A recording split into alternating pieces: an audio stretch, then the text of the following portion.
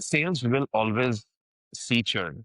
You will always have people move over, and that's part and parcel. You need to kind of be accepting of it. At Elements of Culture, we sit down with experts in leadership and team building to explore the DNA that drives a thriving organization.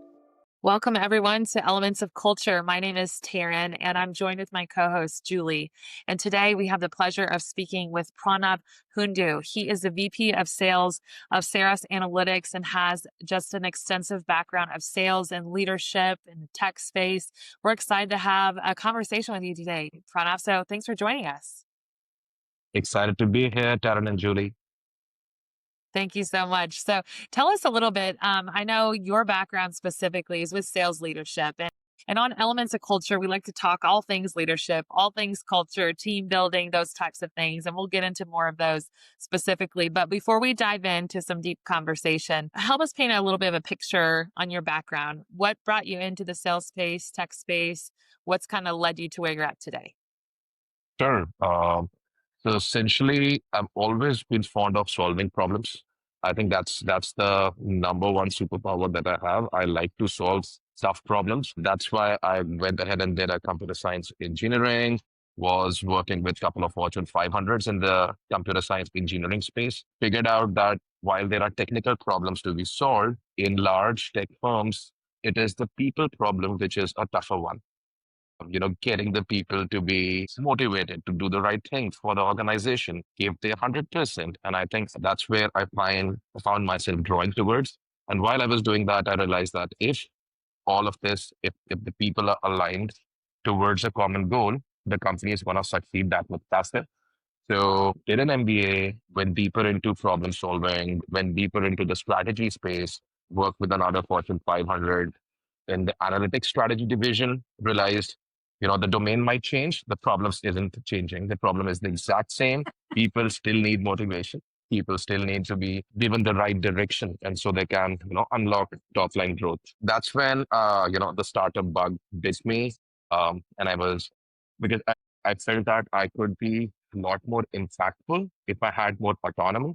And while Fortune 500s were great, the hierarchical systems there were, significantly slowing down the pace at which I wanted to run. We moved to the startup space, helped a couple of startups go from 0 to 1 million, set up building some teams along the way, picked up the skills of what is the right mix of talent, density, and foundational knowledge that needed to set up these teams. And now, for the last 5 years, I've been with Saras, taking their business from, you know, uh, closer to 1 million to closer to 10 million now. I'm having a good time along the way. Well, congratulations. That's a story. Now, I know you've been there in that space for about 5 years. I love that you really hit something that we talk a lot about on this podcast, and that's the people. You can solve all the problems in the world with processes, systems, but at the end of the day, it comes down to the people. You touched on motivation, but tell us a little bit about what that looks like and based on your experience when it comes to the people, how do you really attack that as you scale? Of course, revenue is at the forefront, but how do you scale the team while seeing them as people? What are some of the strategies that you? Great question, though, Karen.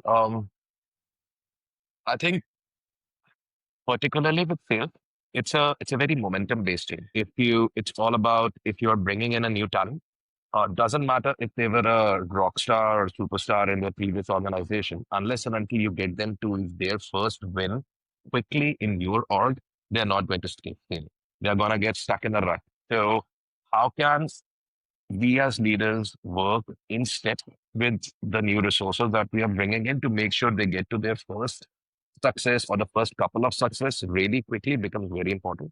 If that means getting down in the weeds, sitting on their calls, helping them actually negotiate with the customer on the line items and just getting the deal over the line, do what it takes, get them to their first win, celebrate their first win along with them and the teams, make sure they feel seen for even if they only like shadowed you, they didn't do much in the deal, doesn't matter. Make sure they feel seen. And I think that really sets the stage because then they know that if there is intensity to be brought in, they are able to bring in that intensity because they have seen you bring in that intensity in. And if they need to go that extra mile because they have seen you do it firsthand. For them, they are more than willing to do it from their side as well. I think that's one thing that kind of worked a lot for me. Pranav, I think that is absolutely amazing because me and Taryn and I have had lots of conversations with people on sales teams who are like, they just threw me out here and I don't know what I'm doing. And so, like, I think you can listen to calls, I think you can watch calls, but I think navigating through that, especially when there's not enough product knowledge or if it's something new, can be very difficult. And so, as you're saying that, I feel like there might be some leaders that are like, that's not my responsibility. That's the person who's training. That's the person who's supposed to be facilitating the training. That's not my responsibility. Talk to me a little bit about, like, it seems like you're going the extra mile for your team. Talk to me about how that, 1 year down the line, 2 year down the line, are you seeing more of your sales leaders stay? Fantastic. Sales will always see churn. You will always have people move over, and that's part and parcel. You need to kind of be accepting of it. What I have seen is I have had the distinct pleasure of working with the same set of people in multiple orgs, which means that they might have churn, but in a later organization, they'll want to come back to you because as people go around and they work with different sales mentors, there are some which they naturally feel working better with, and they'll come back to you. So I've had people, and it's like, you're creating a nest, the birds will fly away. Let them fly away. Eventually, they're going to come back home in a different org. And I'm kind of pretty okay with that. And yeah, I don't know if I got your answer question absolutely right there, but I think that's my take on I think that's a very healthy answer. I don't know that I would get that from a lot of leaders. it. I see a lot of leaders trying to just hold on for dear life to some of their employees. And so um, that's actually refreshing to hear it from you. Because I think people who want to grow and want to expand and want to move up, those are the options. And they always come back to you. So it really speaks to your leadership qualities as well as people are trying to find you and work under you. So I think that's amazing. Shit, Yep. That's so good. So build the nest, build a safe nest, right, for the team. I love that. pretty much. Yeah, with salespeople, I think there isn't a lot of movement. I think people, they might have different passions depending on what the company, what the product set is. That aside too, people follow people that they love or that they enjoy. And so if you're building that, kind of safe environment for them to learn and to thrive, I think they do come back. Let's talk a little bit about churn specifically. So obviously, you're not going to be able to keep everybody. There is churn with sales. I want to talk about like the onboarding and the training process a little bit. How important do you think that is to really set up the salesperson for success? Because you mentioned earlier being able to help them see and experience that first win is key. But what are some things that you feel is so important along that journey to getting them set up for success? And then a follow up question to that would be, what are some things that are not so healthy, which is going to increase the churn factor for companies? Got it. Loaded question there. I Uh, know it's a little bit I'll loaded. Sorry for now. Yeah, good. I'll take the first one. I'll break it into two parts. What will enable them to get onboarded in a simpler way. I Every business has its own, I like to call it like a data dictionary.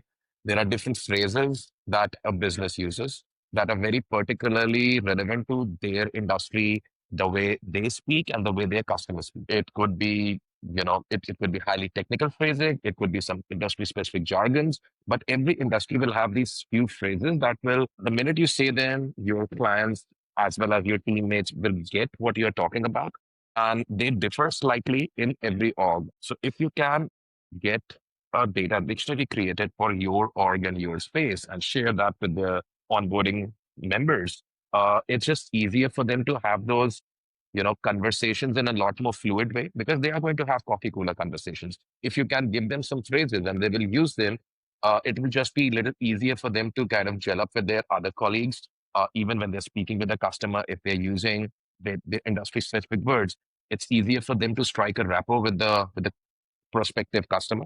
yeah, this guy gets me. This guy knows my industry. Rather than using, maybe you're trying to say the same thing, but the words are just not there. So it just kind of adds a little bit of friction. So that data dictionary for me is very important. I think I have tried to create my own data dictionary whenever I have switched industries because it helps me. And then I've just tried to pass it on to others who are joining my team, saying that this is what helped me, see if it helps you. That's on the first part of the question. There are probably a lot more things that we can get into there, but I'll keep it to one. Something that I've seen to add a lot of friction. I'll move on to the second part, Taryn. Asking them to do activity based. I mean, so sales is activity based. At the end of the day, you are going to be measured on how many activities are you doing. Getting into that activity based mode very early on when people are still settling in kind of puts an additional layer of pressure on the new employee. Let us say you hired an SDR and your quota or your goal is to have like 50 calls made a day. Don't push them to make 50 calls in the second week. Give them at least a couple of weeks. Or even if you want them to do activity based, give it in a very nice ramp so that they can progress because it is going to be tough to hear a bunch of no's very early on. And let's be honest, SDRs will hear more no's than yes any day of their life. So can we make it a little easier for them as they settle into a new role versus just overloading them? I need you to make 50 calls. I want to see we have at least 10 connects in the day. That's just one of put additional pressure. And before they have had a chance to settle in, it just that pressure is going to just take them away from you sooner than later. Yeah, that's good. Thank you for answering that. I like that the data dictionary. That's, I think that that's so helpful, because when I think in my mind, I'm thinking, okay, it's almost like a language barrier, right? So you have someone coming in who doesn't understand the context of it. And really, it's language that they do understand, but we're not translating it properly. So that's so helpful. Yeah. And I do think that a ramp time period is certainly important. Otherwise, you're going to have burnout real quick and just overwhelm, and, they'll be Yeah, gone in 2 weeks. pretty much. Pranav, with the changing of how I think industry is going, with the generations entering the workplace and how the culture of, I think corporate America is changing in general, and corporate, even all companies. I think the culture is having to change to be able to tread water at this point. Talk to me about a little bit in your experience. What has changed for the better as far as we're progressing and we're getting a new younger workforce in, and Yeah. how can we accommodate them? So I know there's certain leaders that are struggling with how to really keeping their young talent. And so what does that culture look like? Yeah. I think one thing that's definitely that I've been observing across the industry is the leaderships, irrespective of their age, irrespective of whether they are young or old, they are just starting to finally accept the fact that transparency is key. And organizations that are fully transparent with their, the last mile employee are certainly finding it a little easier to have their employees be more connected, the employees be more geared towards overall success of the organization as a whole. Um, OKRs, while they have been around for close to 25, 27 years now, I'm finally seeing OKRs being implemented across majority of the leaders that I'm speaking with. Either they have an OKR initiative already, or they are starting off on an OKR initiative, and they're finally realizing that historically, while they said they adopted OKRs, it was almost just a top-down goal setting, rather than it actually being, top down and bottom up meeting towards each other, and then a proper as OKRs are supposed to see. So I'm seeing better adoption of OKRs happening. And that's really an area where at least some of the leaders that I look up to, I've seen them transform their organizations by really making sure that the last mile employee actually knows how their work is contributing to the overall success of organizations without really recognizing every single employee, because it's not possible to recognize 500,000 employees every year, but it is still making them feel that their work is contributing towards the larger goal, and they feel heard, they feel seen when they see there are bunch of amazing tools out there which are really making the OKRs things roll up well. So I think that's an area that I'm seeing a lot of value come out from. Yeah, you said the trigger word, transparency. I think companies are now gearing and going towards more transparency and authenticity. to get, I think, buy-in from their employees. And I think people assume that bad news is going to create some type of exit, but what the studies are showing that it's not the case. Oh, yeah. People they like to be loyal, but they want to know what's going on as well. They want to understand the reality of what's happening. And even through like tough seasons, like you would want that type of transparency to understand what to expect. Right.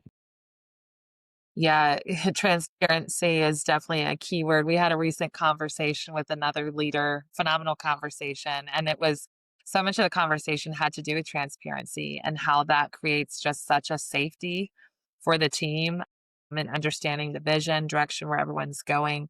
I want to kind of pull back to something you said early on about your previous experience with Fortune 500 companies, and now you've got the startup bug, and there's more autonomy in that. So maybe be a bit more freedom to make some of those decisions. Maybe there's more clarity in the direction that you're going, a direction that you're building. Because I do see that where autonomy or authenticity, transparency, where those types of pieces and elements of the culture, the name of our show, where those pieces are part of it, you have a healthier team. And you have a team that really wants to help you build it, and they're not just in it for the paycheck.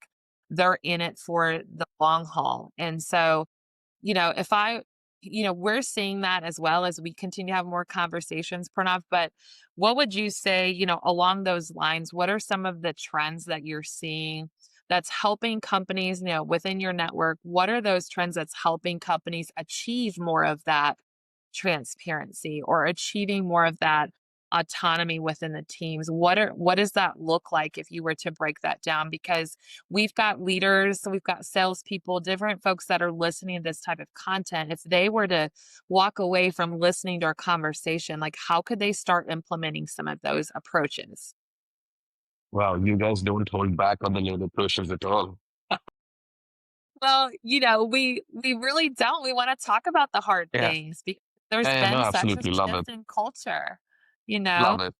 Yeah, yeah, totally, Darren. All right. So, here is here is how I would probably approach this. There are two elements of it. One is autonomy.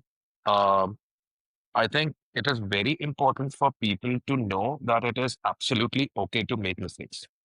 If you give autonomy and there is a fear of I must be right every single time, that autonomy is going nowhere. They're not really going to take up ownership. They're not really going to try out new things. The first thing that you must put in place along with giving somebody autonomy is let them know that you have a safety net around this. It is totally okay to make mistakes. It is absolutely not okay to make the same mistake twice. 100%. You should not repeat the same mistake again, but make a new mistake. Go ahead, try a new thing, make a mistake, learn from it, improve on that. And as long as you're able to, it's easier said than done. I'm absolutely being candid here. I find myself pulling out my hair often because somebody makes a mistake so trivial that you can't even acknowledge it. That how can you do this? But it's okay. You give them autonomy. They made that mistake. Give them a safe space. Don't bite their head off, and then help them figure out what's the learning in it. Um, because if they are learning and they feel more, it's gonna be a journey from their side as well. They'll make a couple of mistakes and then they'll get better. If they are getting better at a good pace, you have got a great talent. You have got a high potential person working for you. Give them more autonomy. I think that's what the pull and push is. You give them some and let them take more. You give them some and let them take more. If you are able to strike that right balance, it's a win-win. Um, it won't happen in 100% of the cases. It might end up being a little more push or somebody trying to pull too much, and you have to kind of balance that for sure. But yeah, that's the push and pull part of it. On the autonomy side of it, um, and transparency just works side by side because they know from day one what is the end goal that you are going after. So they know exactly what, and then from your end, if you can make it explicitly clear that if we want to achieve that, A, B, C, D, E needs to happen. And we together are probably just focusing on A, B, and C. D and E need, or D and E initiatives need owners. So whenever you feel you can raise your hand, take ownership of D and E. So always give them like options of mini initiatives that they can pick up, initiative that would help you scale faster, and let them own it, run it end to end, work with other business functions, stakeholders to kind of take that to fruition. Um, Again, you probably might not be able to do that with workforce that's joined you very recently, but people who have with whom you have already had a good push-pull relationship and they are becoming more autonomous, they kind of take to these initiatives like fish to water, helps them really grow in their career, helps us really identify people who can take the more initiative, take more responsibilities and deliver more. So it's a win-win for everybody around. Pranav, you talked about autonomy. So I want to shift gears a little bit.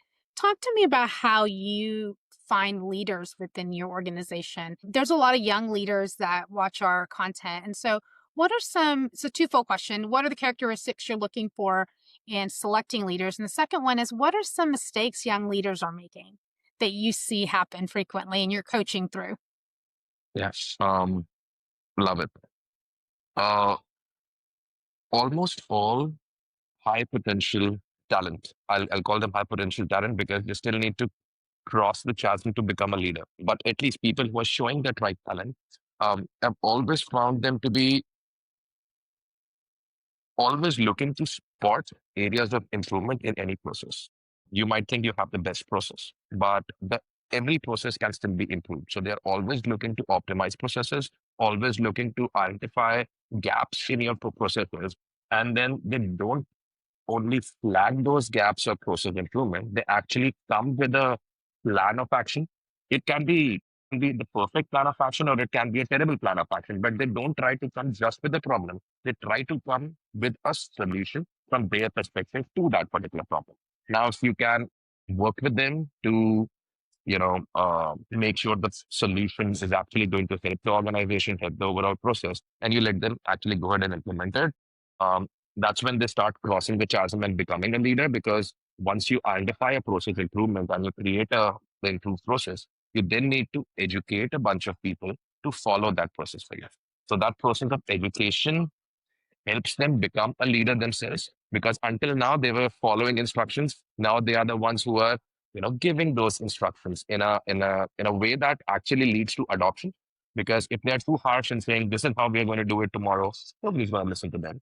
So they have to figure out what's the best way that I can communicate my thoughts so that people actually listen to me and people actually follow me. The right balance of assertiveness with politeness is struck, get it executed. And I think that's the key skill that I'm often looking for in spotting that next sales leader per se within the org. Yeah, I think that'd be that.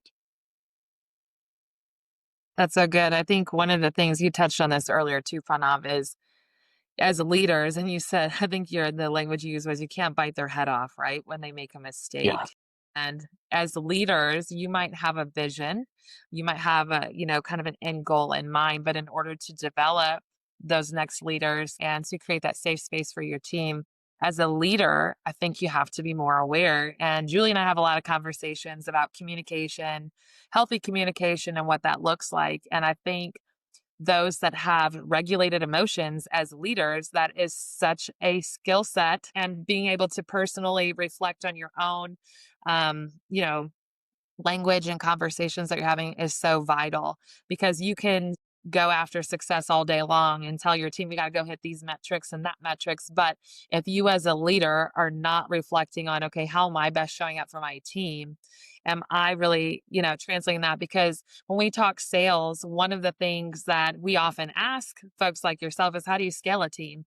And as I'm sitting here listening to you, Pranav, like ultimately it boils down to transparency and safety for the team. If you want to scale a team properly, you have to have the right culture in place to be able to do that. Because otherwise it's Oh yeah. just numbers, you're going after the KPIs. But that's just my thoughts there for leaders. Yes, totally. Um, Everybody tries to build a talent density, and I'm sure there are amazing talent that's out there, but I think it all just kind of comes to it all kind of comes together in the right way when you are giving them autonomy, when you're giving them enough transparency, and you're allowing them to, seize the day, essentially. It's all about enabling them, being the fire beneath their wings rather than torching them from top down, because I think that just won't work in the modern day.